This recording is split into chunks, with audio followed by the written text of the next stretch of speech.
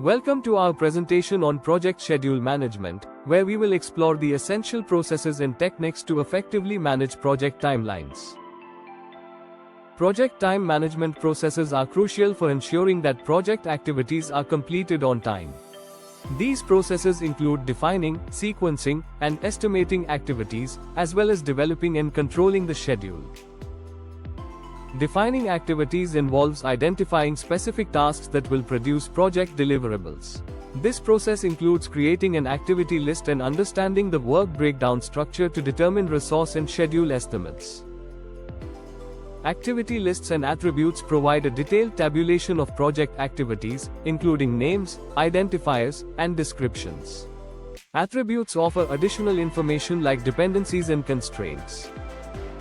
Sequencing activities is about reviewing tasks and determining their dependencies. Understanding these relationships is essential for critical path analysis and effective project scheduling.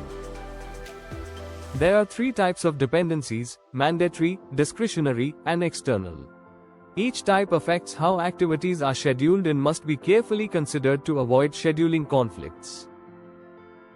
Task dependency types define how tasks relate to each other in terms of start and finish times. Understanding these relationships is key to effective project scheduling. Estimating activity resources requires a good understanding of the quantity and type of resources needed. This involves considering historical data and resource availability to create a resource breakdown structure. Activity duration estimating involves calculating the actual time required for tasks, considering both work days and elapsed time.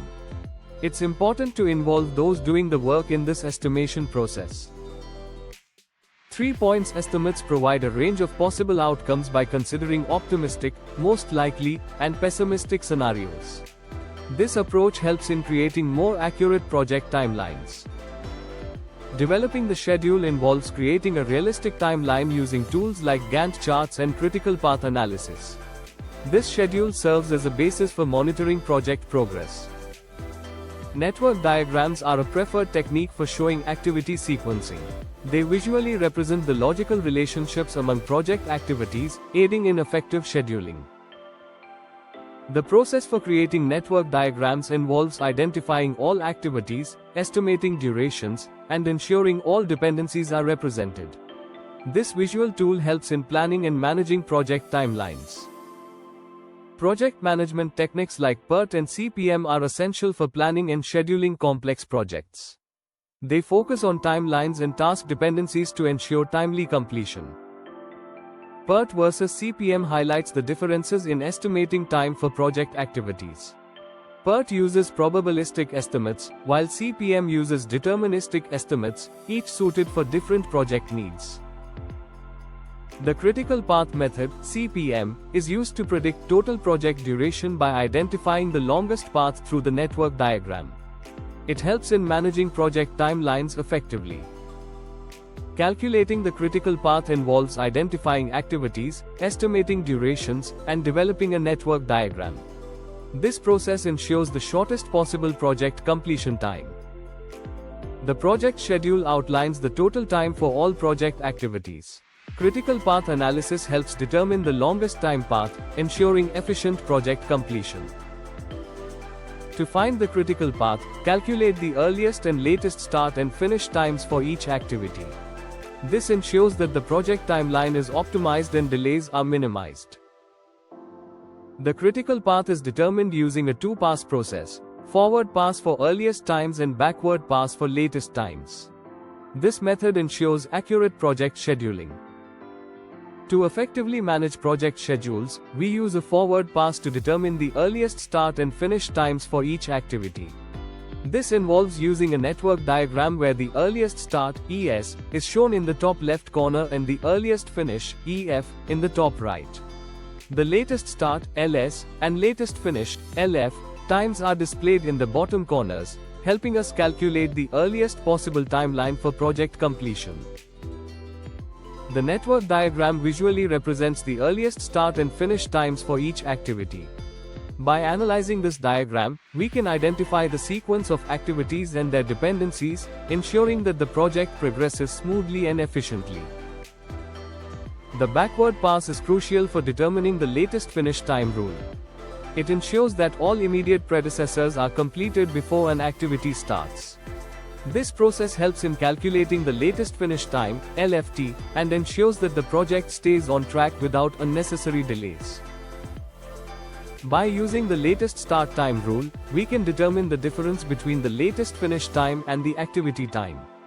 This calculation helps in identifying the latest start time, LST, for each activity, ensuring that the project timeline is optimized and efficient. Calculating slack time is essential for identifying the critical path in a project. Slack is the amount of time an activity can be delayed without affecting the overall project timeline. Understanding slack helps in managing resources and ensuring timely project completion. The critical path and slack times are visually represented in the network diagram. This visualization helps project managers identify which activities are critical and which have flexibility, allowing for better resource allocation and project management. Critical path analysis is a powerful tool for making schedule trade-offs.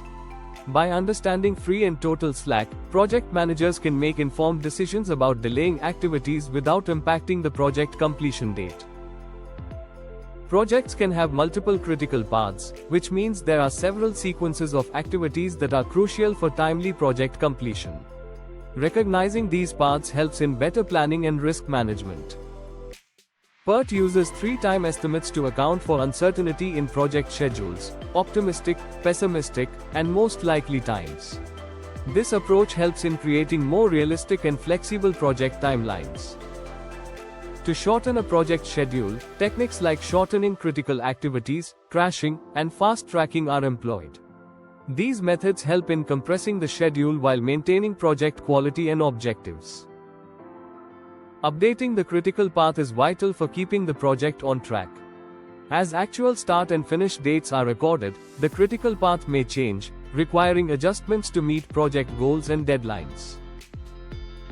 Gantt charts are a standard tool for displaying project schedules. They provide a visual representation of project activities, milestones, and dependencies, making it easier to track progress and manage timelines. The Gantt chart for Project X illustrates the timeline and dependencies of various tasks. This visual tool helps in monitoring progress and ensuring that the project stays on schedule. Controlling the schedule involves monitoring progress, managing changes, and using tools like Gantt charts and variance analysis. These techniques ensure that the project remains on track and meets its objectives. In summary, effective project time management involves defining, sequencing, and estimating activities, as well as developing and controlling the schedule.